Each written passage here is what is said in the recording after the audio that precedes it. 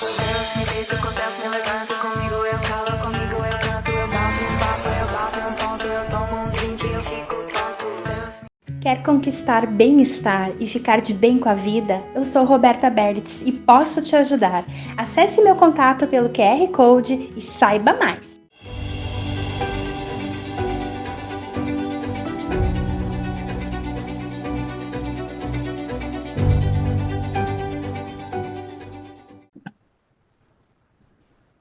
Olá, sejam todos muito bem-vindos a mais um programa Mulheres Quebrando Tabus aqui na Vale TV. No dia de hoje, dia 21 de agosto de 2023, mais uma segunda-feira, nós vamos falar sobre uma outra temática que faz parte desse mês de agosto, que é a visibilidade lésbica. E para isso, a gente sempre busca trazer convidadas que, além de mulheres, representem essa temática que a gente está trabalhando no nosso programa, né? Então, a gente tem hoje uma convidada muito especial, que inclusive já, foi convidada para participar dos nossos encontros também, teve uns contratempos, mas já participou de um encontro lá em fevereiro com a gente, né? Que é a Juliana.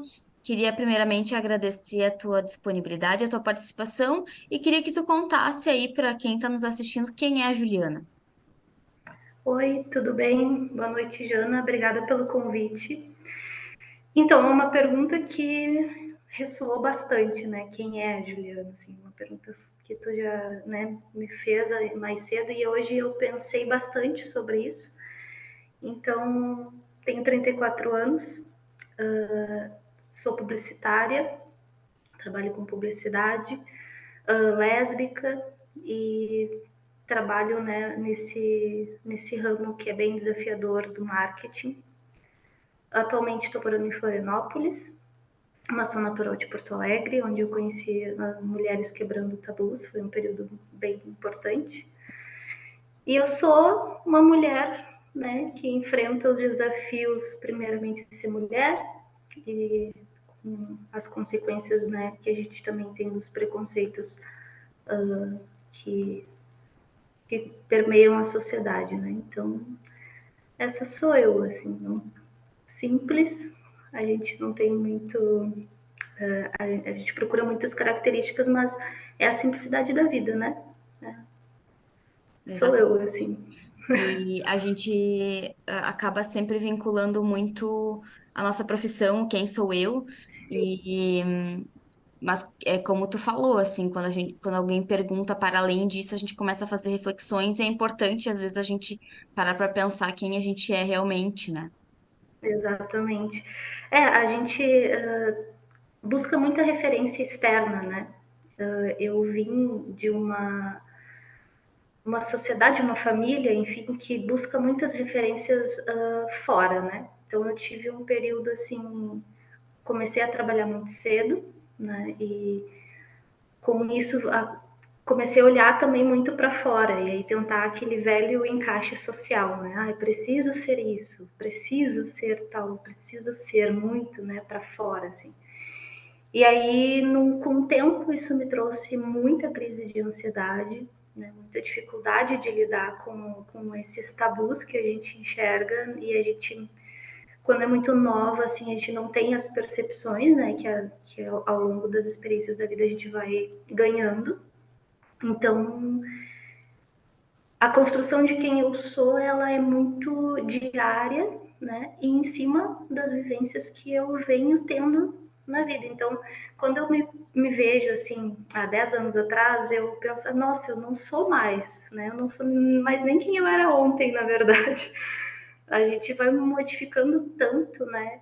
Então, essa questão ela é tão ampla que hoje quem eu sou é muito mais firme, né? Eu tenho muito mais firmeza no meu caminho, no meu propósito, nas questões que eu acho importante, né?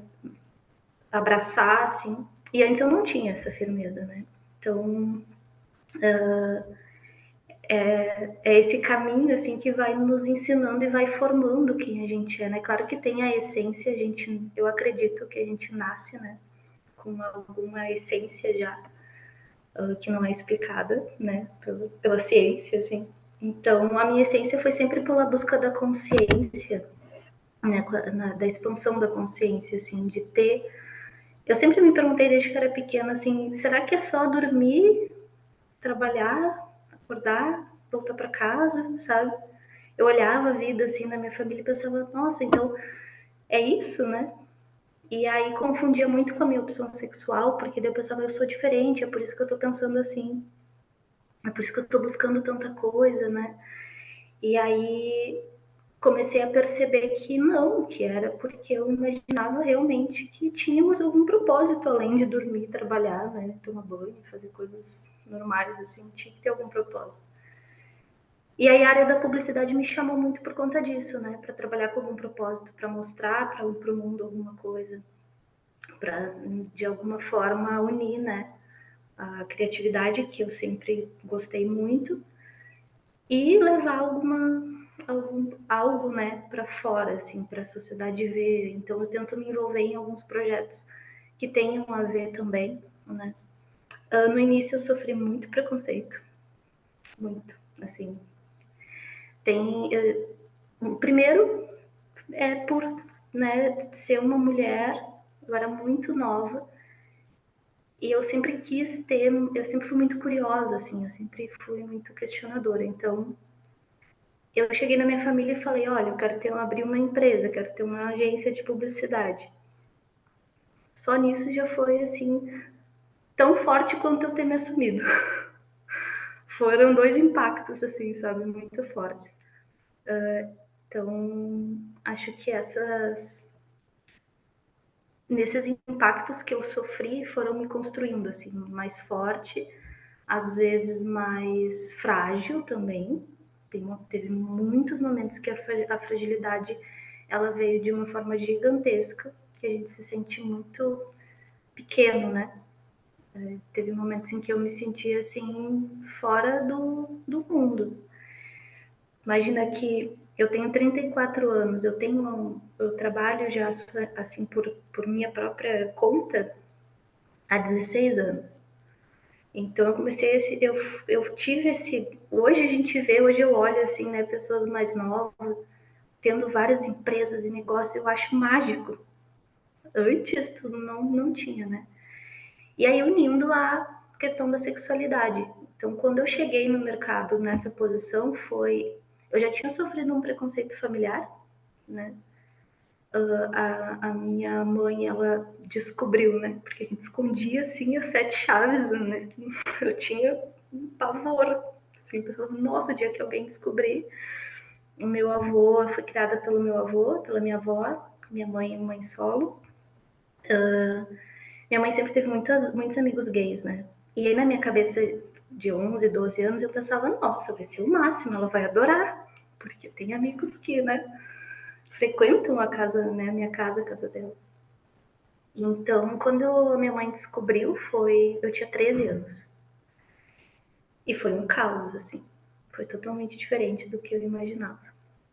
E aí a gente brinca assim, eu voltei pro armário e me escondi, né? Me escondi ali, foi um período bem nublado, né? Ali, imagina, com 13 anos a gente já tem questões hormonais e tudo tá acontecendo, né?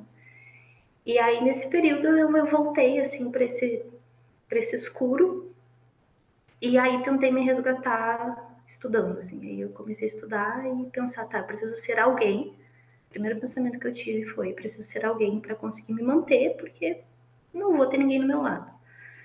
Eu contei para um tio, meu tio me olhou e falou, nossa, tu não vai ser uma drogada, né? Tu não vai parar de estudar. Eu falei, gente, o que tá acontecendo, né? Então a associação que eu tive nessa época foi que o mundo enxergava, né, gays, lésbicas, enfim, como alguém que não ia ter futuro.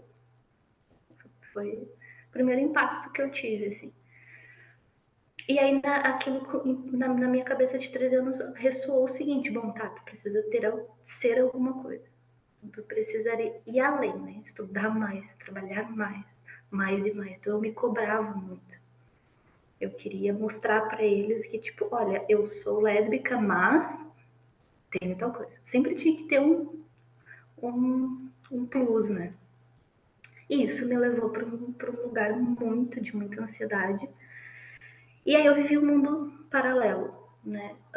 Onde tinha essa construção de uma vida que eu me sentia confortável e feliz, que era com mulher, que era, né? Eu vivia no submundo, que eu digo assim, a gente não era duas personalidades, né? Uma para a família, que eu me fechei totalmente depois que minha mãe descobriu, e outra que eu vivia uma identidade paralela. E aí foi passando o tempo até que eu me dei conta que eu precisava ter coragem, né? E dizer, olha, eu sou isso aqui. E firmar. Então, quando tu perguntou se a quem tu é, me passou tudo isso na cabeça, né? Volta o filmezinho, assim. Fazia muito tempo que eu não revia isso, né? Que eu não acessava esse tipo de lembrança, né? Passa o tempo, a gente esquece, assim, vai, né? E foi bem dolorido até, né? Porque a gente acaba revivendo eu acabei relembrando diante disso muitos períodos bem complicados, assim, tive períodos momentos em que eu estava numa festa e pelo simples fato de sair na rua, apanhar, assim, sair com uma menina na rua e apanhar mesmo, assim, de chute, sabe? E ter que chegar em casa assim, fui assaltada. Porque e o medo de apanhar também em casa, né? Então, teve uma cena que eu tava lembrando até, eu tava num posto, do lado de uma boate gay, tinha um posto de gasolina, né? Que tinha um lanchonete. E aí nesse dia eu saí do posto e a gente foi lanchar nesse lugar. E hoje eu lembrei disso. E aí eu tava lanchando nesse lugar, era madrugada, né? E ok, eu sempre tive bom senso, né? Mesmo que fosse uma pessoa hétero, teria esse bom senso de ter educação nos lugares, enfim, né? E eu tava lá, não tinha acontecido nenhuma cena de pudor, enfim, nada. Quando chegou 6 da manhã, que o posto começou a ter movimento durante o dia, a menina que estava super querida nos atendendo chegou e falou: Olha, vocês se afastem, porque agora vai começar a chegar gente aqui e daí eles não podem ver vocês. Então foi a primeira vez que eu tive assim o contato muito em primeira pessoa com preconceito, né? Porque eu tinha contatos de terceiros, amigos que passavam por alguma cena e outra. E quando foi comigo, eu lembro que eu congelei, assim, sabe? E aí um amigo foi, assim, discutir e eu não conseguia formar nenhuma frase, assim, parecia que eu tinha sumido, sabe? Que eu tinha, sei lá, virado poeira. E aí eu comecei a ter alguns lugares de me esconder, assim, né? Então, eu não falava, não tinha essa firmeza. E aí, ao longo do tempo, eu fui percebendo que eu estava contribuindo, né? Com isso, assim. E aí, levantar diante disso tudo é bem desafiador, né? E aí, eu fui para o mercado de trabalho.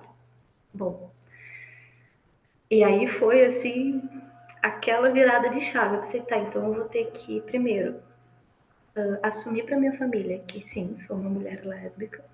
E dois, quero ter um negócio próprio. Nem eu acreditava que isso ia dar certo. Eu achava assim que não ia ter, né?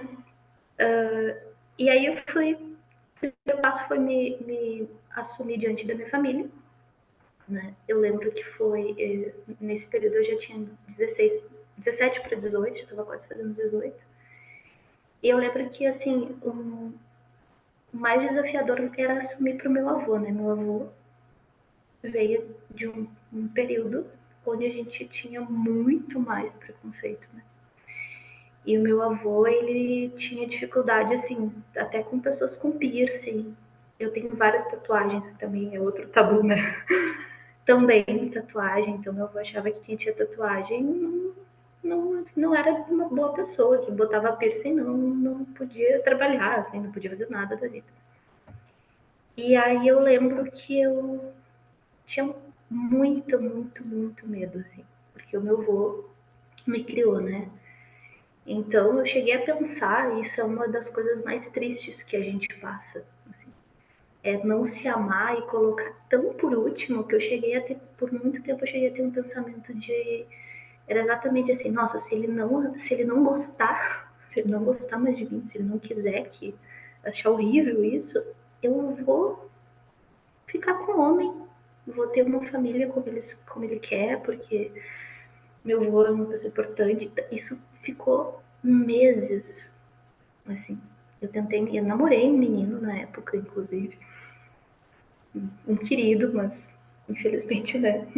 Ou para mim era felizmente. Mas tentei, assim, mas não, realmente não conseguia. Aquilo era assim, muito ruim.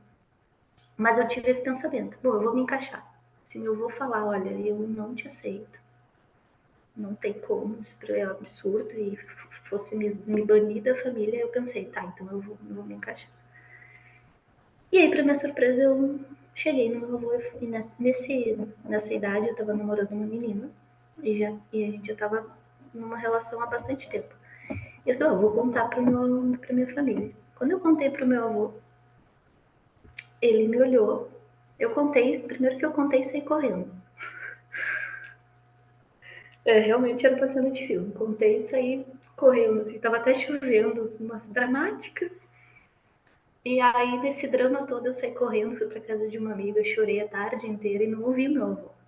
Voltei à noite, aí ele me chamou e falou: olha, eu te criei, né? Tive nascer, te criei, eu te dei educação, sei quem tu é, e eu te amo e pode trazer a tua namorada aqui. Quando eu ouvi essa frase, eu nunca tinha, assim, na minha família isso nunca tinha acontecido, e principalmente no meu avô. Eu lembro que eu notei que eu tinha muito preconceito comigo. Que eu tava criando tanto, assim, claro que diante também de toda a bagagem, né, que a gente vem sofrendo, assim, mas aquilo para mim foi eu acho que foi ali que eu ganhei essa firmeza, assim, que eu pensei, bom, ele, ele me permitiu, né? Então, para tu ver o quanto a gente tem essa. Socialmente é importante quebrar esses tabus, esses preconceitos, porque a gente tem. A gente inconscientemente traz tanta dor, né? A gente vive diante de tantos acontecimentos com a gente e com o outro, que naquele momento eu me coloquei tão por último que quando ele falou aquilo eu percebi assim, nossa, é isso então tá tudo bem. Então, e aí comecei a ter uma aceitação até mesmo comigo, que eu nem tinha percebido que eu não tinha. Né? Então, diante disso, eu lembro assim dessa fala dele toda vez que eu passo por algum momento desafiador. E aí foi muito importante, né, essa aceitação, porque a gente luta realmente. Não existe outra palavra, eu acho, que se não luta, por mais forte que ela seja, é uma luta constante, diária. Quando tu menos espera ali, o preconceito acontece, a dor ela abre de volta nela. E aí essa fala do meu avô é o que me dá suporte, assim, né? E esperança também, porque, né, na idade que ele tinha na época, meu avô já faleceu. E eu falo que ainda bem que eu contei para ele antes dele falecer, porque eu acho que eu ia ter muitos anos de terapia, né? Então, isso é um ponto importante também, né, Jana, que na minha trajetória, assim, eu passei por muitas relações, a gente busca, né, no outro muitas coisas e como mulher mesmo, a gente tem os nossos desejos, as nossas vontades, né, e buscar também ajuda psicológica é muito importante. Assim, eu demorei bastante tempo para entender isso. E foi assim um divisor, né? Então, quando eu saí desse momento assim de firmar minha sexualidade e aí ir para esse processo de abrir uma empresa, eu enfrentei preconceitos maiores, porque assim, na minha cabeça eu pensava, tá, eu tô enfrentando isso porque eu sou lésbica, né? Mas eu não olhava na perspectiva de que também por eu ser mulher. Isso ficou oculto por anos, assim. Eu não tinha essa consciência, né, do feminino. E o ambiente em que eu fui trabalhar, ele, como vários, é maior parte, né, masculino. E eu sempre fui muito do equilíbrio, assim, do caminho do meio. Então eu nunca não tinha acesso a nada que fosse, né, desse âmbito feminista. Eu não tinha isso, não fazia parte da minha consciência, né, nesse momento. E aí eu lembro que o primeiro cliente que eu atendi, um dos primeiros, era uma empresa de suplemento. E aí eu cheguei para a reunião e eu estava numa sala antes de ser atendida, tinha uma salinha de espera, né? E o dono dessa empresa, que era uma das primeiras empresas, estava super nervosa. Ele falou: olha, eu não fecho contrato com mulher, pode mandar ela embora. Eu lembro assim que eu pensei, tá, não é comigo, né? Sei lá, de repente ele tá falando. Ele tava falando com um menino que tinha ido avisar que eu estava ali na recepção. Eu vi e pensei, não, vou continuar aqui, porque né, vai que eu entendi errado, assim. E ele repetiu, acho que o menino também se surpreendeu, sei lá, porque eu não ouvi ele falar, e ele falou, não, eu não fecho contrato com mulher. Eu não vou, não vai assumir, uma mulher não vai assumir o marketing na minha empresa. E aí eu fiquei pensando, tá, então não é isso, eu vou esperar o que vai acontecer. O menino veio e falou, olha, ele tá ocupado, não vai conseguir te atender. Eu falei, mas eu agendei com ele, né? E aí nisso chegou um outro rapaz e passou por mim e foi pra sala dele, pra uma reunião.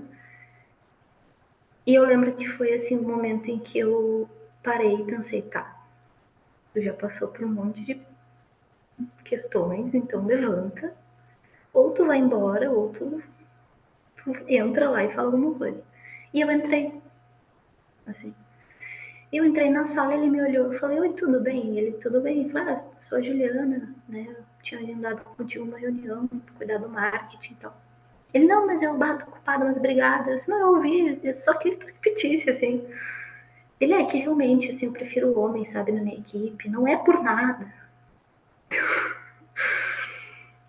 E aí eu entreguei a proposta, botei em cima da mesa dele e eu tinha feito, porque como eu estava começando, então eu fazia toda uma análise, eu levava assim relatório, mostrava né, o que eu tinha entendido.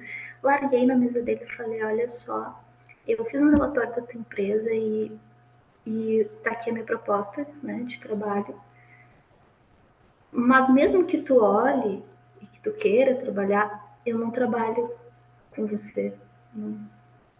Eu não quero trabalhar com esse tipo de pessoa. Né? Eu falei, então acho interessante tu rever, tem uma mulher que atende o teu negócio que abre a porta. Ela abre a porta da tua empresa, ela abre. Né? Então, te desejo sucesso, mas eu espero que eu nunca tenha que voltar aqui e nem olhar pra ti, né? E aí a vida passou. Essa empresa fechou e anos depois ele me procurou para abrir um outro negócio e fazer toda a estratégia de marketing, porque eu tinha. Ele foi olhar aquele anos depois, ele não tinha nem olhado nessa época. E ele viu que eu tinha previsto que do jeito que estava não ia mais funcionar a loja virtual que ele tinha. Né? E aí foi o momento em que eu falei assim, bah, eu não trabalho com machista e muito obrigada, mas agora é minha vez de falar não. E ali foi assim, ai, sabe aquele banho de cachoeira que a gente toma, assim, que dá aquele alívio? E eu pensei, caramba, eu tô numa posição que eu posso falar não. E que eu posso falar sim para as pessoas que recebem nãos, como eu recebi, né? Eu saí de lá chorando, obviamente, pensando, ah, isso não é para mim, não vou conseguir, enfim. E hoje minha empresa trabalha com, maioria é mulher, tem um menino só que trabalha na equipe, mas eu dou preferência para as mulheres também. E também foi uma outra questão que eu tive que lidar muito na minha mente, assim, que é importante a gente priorizar e a gente se fortalecer juntas, né? Então foi uma trajetória assim bem interessante, né? E também a gente sofre preconceito de mulheres com mulheres, né? Eu conheci mulheres quebrando tabus, vindo de uma dor muito grande de ter, né? Acho que é importante também falar sobre isso, né, Diana? A gente, como mulher lésbica, né, nos relacionamos com mulheres. E na minha cabeça, quase inocente também, eu pensava, bom, não há violência, porque, poxa, né? Bah, é só sair ali na rua que tem pedra para tudo que é lado. Então, dentro de casa com uma outra mulher, obviamente, essa mulher sabe o que é ser mulher, né? E não vai acontecer isso. E eu tive esse episódio, né? E foi onde eu conheci vocês aí, foi muito importante aquele encontro. E, e aí onde eu também pensei assim, não, isso acontece, né? E aconteceu comigo. Então é importante buscar ajuda, né? Importante buscar grupos de apoio. Eu até hoje estou no grupo, a minha psicóloga é do grupo, então ela é maravilhosa, me ajuda muito. Conheci também através de vocês. E então a gente acaba tendo assim muitos tombos, né, que nos fazem ser quem a gente é, assim. Então tive referências muito importantes também dentro da minha família, minha irmã me apoiou muito, então eu busquei colocar minha força em quem me apoiava, né? E eu, ao longo do tempo, se afastar daquilo que não é positivo, né? Das pessoas que. E mostrar. Hoje eu tenho uma relação muito boa com a minha família e a posição que eu acabei chegando através, né, de muito esforço acaba trazendo assim. É quase que a gente tem que fazer o tempo inteiro para dar exemplo, sabe? É o tempo inteiro tendo prova, sim, sabe? Provas, provas, provas. É cansativo, mas vale a pena para outra geração, assim. Hoje eu vejo, eu tenho muitos irmãos, né? Mas especificamente eu tenho uma irmã que hoje ela tem 14 anos. Quando ela tinha uns 6, 7, ela brincava com duas bonecas, se beijando. E aquilo era normal. A minha mãe não falava nada, eu já estava ali dando suporte para ela, então ela tem uma visão. Eu me pego até sendo, às vezes, bem preconceituosa, sabe? Da minha geração, que já vem, né, gente, implantado. Então eu vejo assim, por eu estar ali na família, né? Por eu ter me posicionado, apesar de tantos sofrimentos assim, eu vejo ela e penso, que bom, sabe? Ela tem uma adolescência, uma infância e tem uma adolescência com muito mais liberdade do que eu tive, né? De se expressar, inclusive. Então, eu tinha medo. Eu lembro que quando eu era bem nova, estava dando uma novela, assim, que tinha meninas que tinham uma relação, mas assim, tu era desconfiada que tinha uma relação, né? Hoje eu vejo ela assistindo na televisão, assim, eu não vejo muito TV, mas ela vendo, e antes a minha avó trocava o canal para eu não ver, assim, sabe? E é triste porque a gente, quando é nova, nem sabe o que está acontecendo. Eu não sabia, né? Era muito, assim, conturbado todas. Eu não podia falar para ninguém, porque as minhas amigas, ninguém falava sobre. Então eu não tinha com quem conversar, né? A tecnologia não tinha todo esse avanço que tem hoje. Não tinha rede, não tinha nada, né? Então imagina, eu lembro que eu imaginava uma menininha da escola na porta do banheiro. Então, assim, eu chorava escondida e pensava, nossa, como é que isso acontece, né? E aí tu vê, eu morava, né, num bairro de classe média baixa, assim, então não tinha, assim, muita, né, referências com isso, assim. E como é que eu ia falar? Mas assim, na minha escola não tinha ninguém, não tinha bandeira de nada, não sabia cor, não sabia nada, não existia. Não existia trabalho de escola sobre nenhum assunto assim, né? E hoje eu vejo isso acontecer e pô, que bom, porque foi diante de muito dor e exemplo, né?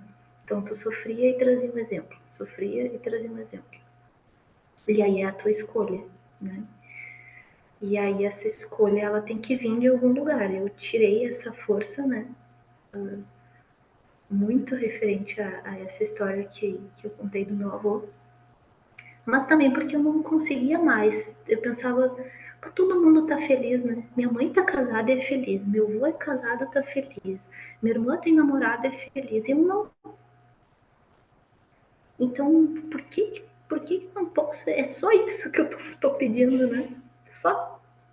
Eu até hoje eu não consigo entender o preconceito, assim, sabe? Eu já tentei, sou uma grande amante da expansão da consciência, assim, né? Então, tenho, tento achar alguma explicação, mas é a vida do outro. Ponto. É tão simples, é ponto, é a vida do outro, né? O que ele gosta, o que ele não gosta, a cor, o cabelo, o corte. Eu tive preconceito por corte de cabelo, sabe? Teve uma época que eu deixei meu cabelo crescer e aí eu vi assim, bah, tá virando mulher. Gente, Ju, é, sabe? eu não queria te cortar, o papo tá muito bom, mas a gente tá assim estourando o tempo. Estamos nos estourando. Falei, falo Fez demais. o papel da entrevistadora, da entrevistada. Foi ótimo. Eu anotei várias Ai, que coisas assim para reforçar, principalmente quem nos sim. assiste, mas eu até não vou falar porque vai extrapolar muito. Queria agradecer muito a tua disponibilidade, reforçando, né? A Ju, é atendida por uma psicóloga, que atende, né, em parceria com o nosso grupo. Então, quem precisar de ajuda, a gente tem outras PCs à disposição. É importante buscar ajuda, independente mulher, homem, orientação sexual, enfim. E esqueci no início de agradecer nossos apoiadores, né? O Majestic Drinks, a Roberta Berlitz, que é terapeuta e psicopedagoga. E, enfim, mande esse vídeo para quem você quiser, para sua rede de apoio, para pessoas que daqui a pouco precisam quebrar algumas barreiras, romper alguns preconceitos, né? Que a gente consiga aí evoluir para um mundo melhor, né? Desconstruir e construir uma sociedade mais inclusiva e mais diversa. Obrigada, Ju. Verdade. Obrigada eu. Tchau, tchau.